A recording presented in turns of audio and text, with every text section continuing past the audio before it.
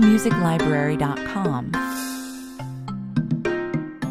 1924. gadā Japānā rūpniecības pilsētā Osaka tika dibināta Daikin industrija.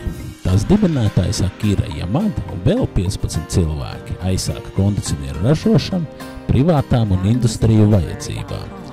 35 gadus vēlāk, 1950. gadu beigās, uzņēmumā strādāja jau vairāk kā 3000 cilvēki, kas ražoja un izplatīja kondicionierus Āzijas un ASV tirgos. Tās dibināšanas 90. gada dienā, 2014. gadā, Daikin bija kvalificējies kā pasaules līderis, kas izplatīja savu produkciju 145 valstīs, kopā nodarbinot līdz pat 60 000 cilvēku.